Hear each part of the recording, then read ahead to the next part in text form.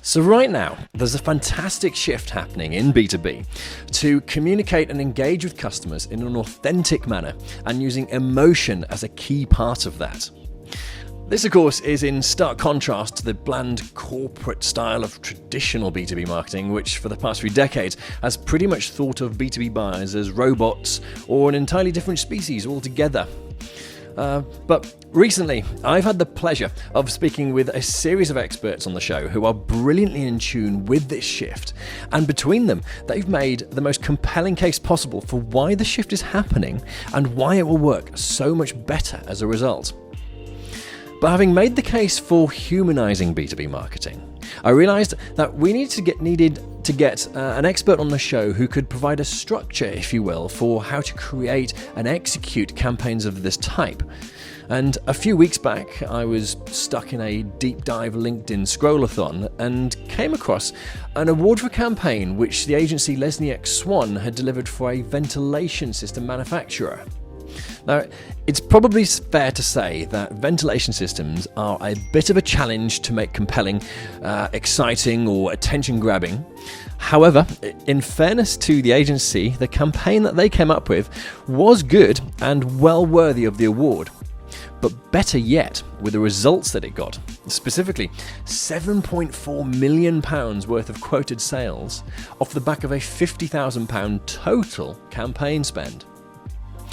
Joining me live on the 414 this morning is Alex Swann, MD of Alex Swann, who will give a detailed breakdown of how to create B2B campaigns which achieve cut-through and connect with highly defined audiences.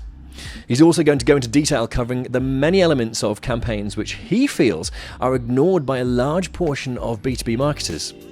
Crucially, he'll also explain why those mistakes prove to be so costly, how you can avoid doing the same, and with that, how you can achieve much better campaign results for yourself.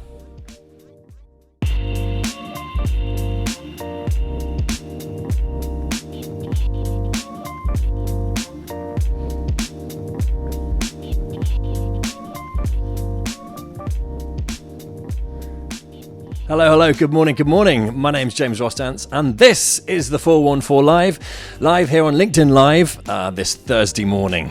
So this is the first one where we've all moved out from the office and the studio, and welcome to my front room, rock and roll. But then again, actually, you're almost certainly working from home too, so it's kind of new for all of us. So on today's show, it's really quite a fitting, I think, and hopefully really useful topic that we've got lined up because my guest today will indeed be running us through how he managed to deliver an really quite incredible return on a comparatively small campaign spend for clients in a very specific industry niche.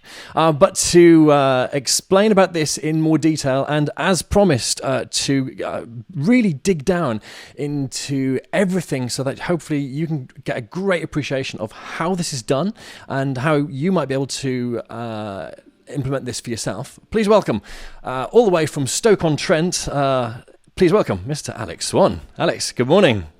Good morning, James. There we go. I was going to say up north, but Stoke-on-Trent is the Midlands technically, isn't it? Or it is in the Midlands. I think we say the north starts just at Stone, which is about 5 miles south of us, so we count ourselves as northerners quite often. Oh, officially. Right, I like that. There we go. So, in spirit. In spirit, we're northerners.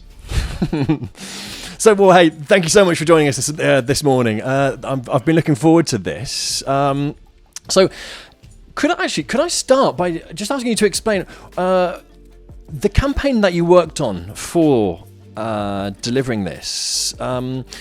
What was the award that you actually got for it? Because this is what got you on my radar to start with, because you won quite a cool award for this. Yeah, we won B2B Marketing Product Launch, I believe. Product launch last year, and we got a bronze in another category. We also won the Construction Marketing Awards for it, and I heard yesterday we were nominated for another award for drum marketing in B2B. So there's a few awards around for that campaign. What was the campaign? Could you just share with the viewers who the campaign was for as well, and what it was doing? Yeah, of course. It's for a client called New Air. They're a division of Polypipe. They sell ventilation units into specifier and contractor marketplaces. This particular product was a product launch in that marketplace. They have mechanical ventilation and natural ventilation, and this was a hybrid unit that offered both options within the unit. Typically sold into schools. Ah, okay. That's even more niche than I thought it was. Okay, so very targeted B2B campaigns is the topic today, and I guess the first question I wanted to put to you is to help give a bit of background in this. What do you feel is one of the biggest challenges that B2B marketers face and have to deal with, which perhaps our B2C counterparts don't have to deal with? Can I give two answers? I think the first is complexity. Obviously, I've just briefly explained that product, but there's a lot of complexity in there. And we talk about features and benefits all the time in marketing. In B2B, quite often you have to be an expert within a vertical to understand what the features and benefits are. They're quite subtle, and we haven't got time to explain the whole product. We need to quickly get across. So you rely on a technical understanding of the audience.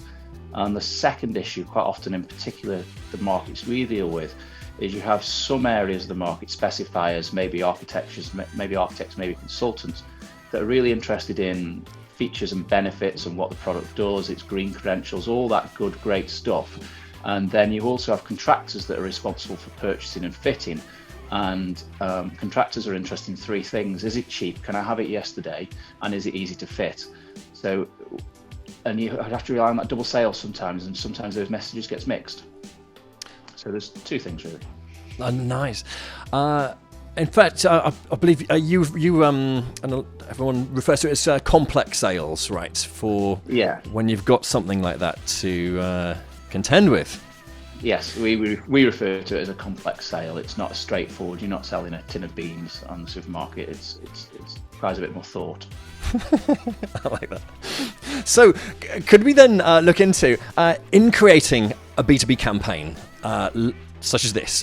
What is it that you start with, and what do you focus on? We start with results. Start with what the results should be, and they have to be pounds and pence. I've never found an FD, as far as I know, that can spend likes or something like that. So we have to start with pounds and pence. How many units do we need to shift to get the right pounds and pence? How many sales do we need to shift those units? How many quotes do we need to get the sale? And working it back up into then the marketing metrics of how many visits do we need to get a download? How many downloads to get an appointment? All of that sort of stuff. So you start with the why.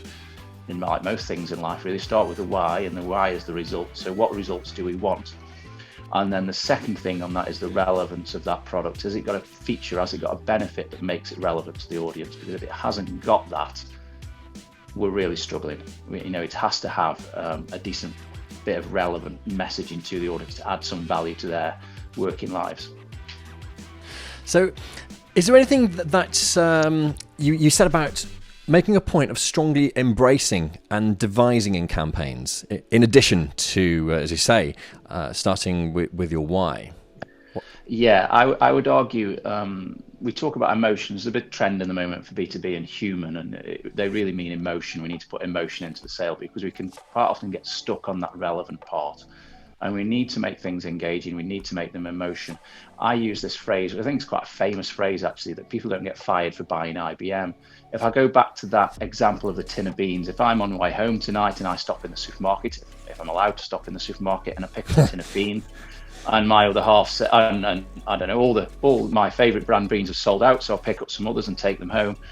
And my other half says, I don't like those beans. It's not a major issue. If I make a decision to, on a B2B purchase, change my supplier for me and the whole company, and it turns out that supplier isn't any good, I could get fired. So the risk is much, much higher, and therefore people are less likely to make that change. So we have to make sure we engage them emotionally as well as relevant. And some ways we do that, we broaden the sale. So if the FD is buying and the marketing manager is buying and the head of sales is buying, it doesn't become an individual risk. So what else do you feel then that is essential to a B2B campaign? Single-minded message.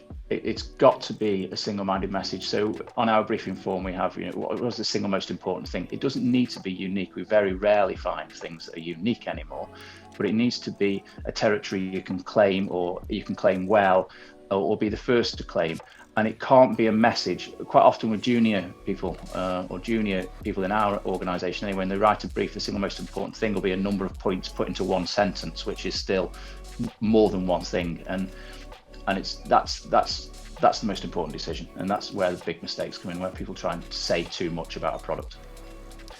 So how did you implement all of this then? And going back to the example of the New Air campaign, how did you set about implementing that and following this process for that campaign? Could you talk us through that?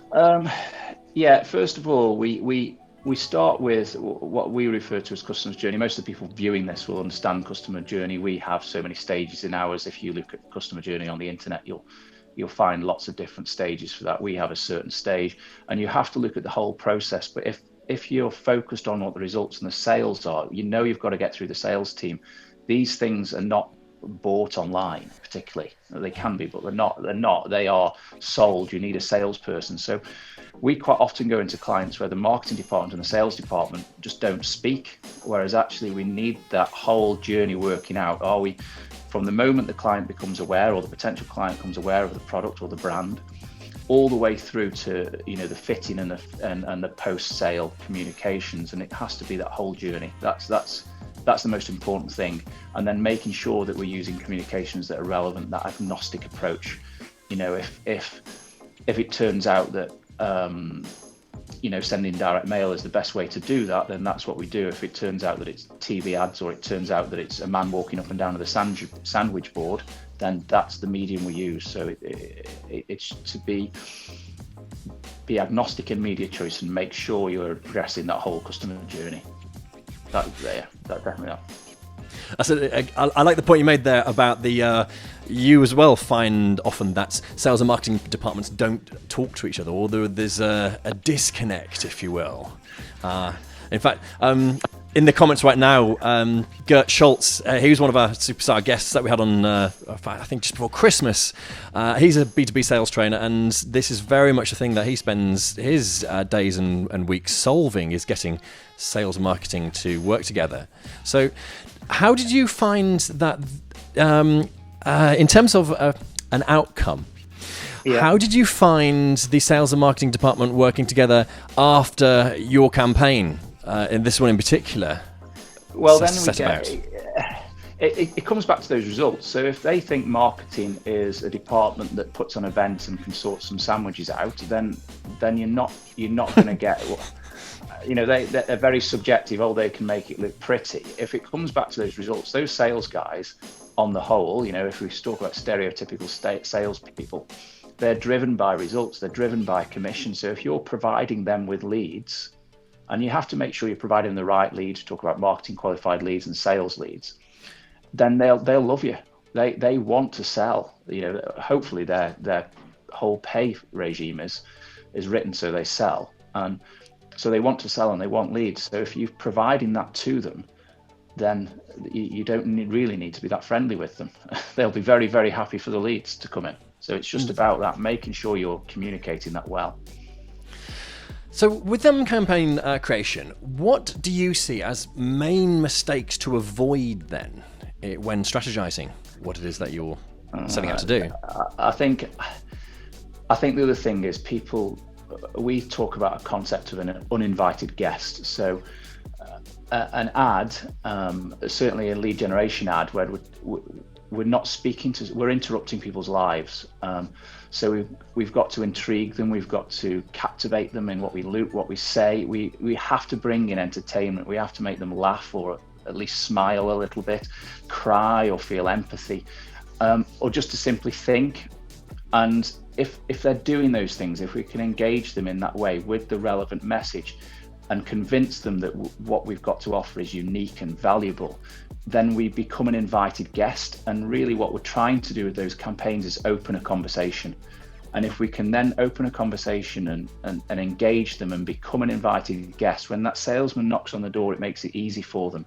Or we can continue the conversation when we send them a piece of direct mail or an email or whatever it is. Or God forbid they start following us on social media and read our content, whatever it is. If we're remembering that people don't want your ads, we need to be, years and years ago, we had a client that worked for 3 years on this product, and I won't say what the product was. It was a particularly unsexy product, and they revealed it to us, and they said, "Look at this, isn't it beautiful?"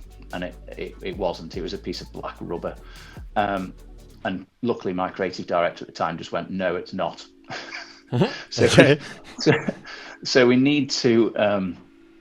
We need to make sure that they don't like the product as much as you do. As particularly, we'll speak to product managers who love that feature, love that benefit, and we need to take that relevance and make it engaging and make them love it and make sure that you're adding value to their day-to-day lives. That's what they're looking for.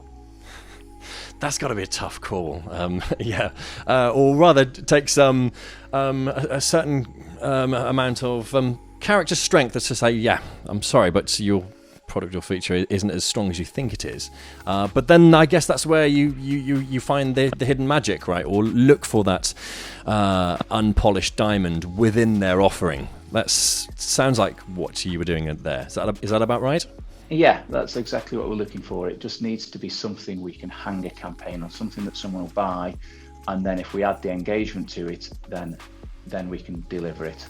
I much prefer working on campaigns where those messages or that message is unique and is valuable, but it doesn't matter if it's unique and valuable, it's not delivered with engagement. It just doesn't get through. It's got to be engaging. And I think we find in B2B campaigns, people do run scared from a bit of engagement. So advice and guidance for the future then is to stop doing that, stop running from engagement, embrace it and encourage it, right? Yeah, we talk about, for someone to love your campaign, someone else has to hate it. You can't be doing Magnolia. And one of the ways to find out if it's going to be a great campaign is work out which people don't like it, because then you can find people that love it. Indeed. That's a good thing for us. Well, I think now would be a good time to say to viewers, if you've got a question that you would like to put to Alex right now, please do put them in the comments section, and on my screen on the left here, that comes straight up. Anything about campaign creation, or then ask away now. Mark Douthwaite has come in first of all. So Alex, could you help with this? So he says, sandwiches, brilliant. I've also worked in companies where sales and marketing don't speak. Do you think this is to do with higher management not facilitating this? He goes on to say, I've always worked with the notion that of sending qualified leads, and it will save 70% of my time in finding people who are in the market for the product and service. Yeah, so I think that I saw a stat, and I might get it slightly wrong, but it was something like 70 or 80% of all leads generated by marketing are ignored by sales. So I can't remember if it's 70 or 80%, but you get the idea. It's a vast majority. And then what you then need to do is make sure they're getting the right lead. And I think quite often marketing people make the mistake of not talking upper management language, which is pounds and pence. Yes. We want to talk in subjective language. We want to talk in this looks nice, or this looks great, or look at this, isn't it? Where it's actually to the MD or to an FD or whoever it is in senior management, what is great is look how many sales we can prove came from this piece of work, and then you get the connection. There is in some companies very much a senior management maybe, or an old adage that marketing is this fluffy.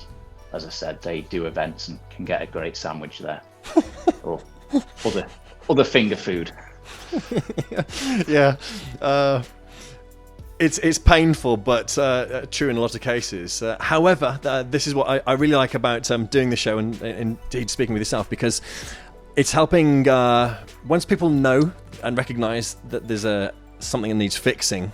Hopefully, they can then go ahead and make that change. Yes. The follow-on part of Mark's question, actually, that I missed off there was, so he says, overall, is it higher management that need to understand they can grow quicker by utilising marketing more effectively? I'm not sure. I think you do come across some organisations where higher managements are very, very marketing focused. There's no doubt about that. And I think they might need to understand that, but you need to present the evidence. And if you're not presenting the evidence for them, if you're telling them that you've done a piece of work and we've got 10,000 likes, then that doesn't go anywhere near their mindset. So I've got to come back to the results again. Sorry, it's got to come back to that hard, the stuff that we try and avoid a little bit in marketing, the stuff that we perhaps didn't go into business to do, but that's what they work on, hard numbers. Nice. No, I like that, and the fact that we've come back to it, and you're really not budging from this, definitely says that this is the right approach. So, what would be your advice for marketers moving forward, for them to produce better campaigns from this point forward? What would be your advice for that? Make sure it's single-minded. Make sure we use this formula. It's on our website and that sort of thing. Relevant and engaging. Single-minded, relevant, engaging, and make sure you're focusing on the whole campaign from start awareness to sale or post-sale. Actually, is more important. Repeat and referral, we refer to it as. You need to focus on that whole thing and follow that product sale through. Speak to sales when you're doing that. They can talk quite often, so speak to them and get them involved in that. For instance, that hybrid campaign, we did these, I don't know if everyone's seen it, but we did these animals like a tiger budgie and this sort of thing. And one or two of the animals later on were made up by the sales force. So we ran a campaign for the sales force to come up with the animals, if you see what I mean. So that engaged them in direct creation of the campaign. It wasn't anything major, but they liked that. So get them engaged at that point as well, but just because you need them to get the results. Nice. Actually, to be fair, I should have got these graphics lined up for us already, because I did like the adverts that you produced for that campaign. Could you just plug your website address so that people can have a look at the campaign for New My Era? website address, it's www.lesniakswann.com. So it's Swan with a double N, and Lesniak, which is Lesniak. Nice, and I'm sure we can get someone to put in the comment section the clickable link to the website there to go and check that out. I would imagine people from my place are watching and laughing right now. That's always good. It's the best. It's the best kind of support. Yeah. Brilliant stuff. Well, look, Alex, thank you ever so much for joining us and myself this morning. I think you've been very clear on what's involved, and thank you very much for that. Really appreciate it. It's great, James. Thank you, and I'm glad the text stood up at the end. It did, yes. And equally, if you've enjoyed watching and you would like to see more episodes of this, please just comment with B2B in the comments section of this feed, and you'll get added to the mailing list so that you can get a link to watch the show live as well as the repeat. And the link you get is sent about 5 minutes before we actually go live, so that you will never miss an episode. There we go. So comment B2B in the comments section below. And if you'd like to deep dive into some extra episodes right now, then visit the414.net, where we've got all of our previous episodes speaking to some awesome people in the world of B2B marketing. So there we go. This has been episode 39, but the first one from home. And I hope it's been of use to you as well. We'll be back here next week, although we might be fitting in an extra one, because I've been speaking with the Institute of Directors for some solid advice and guidance to help with the situation that's going on right now. So actually, please do comment B2B in the comment section below so that you'll get the notification when I get that episode lined up. So there we go. This has been the 414 Live. My name's James Rostance, and I look forward to having you on board with the show next week.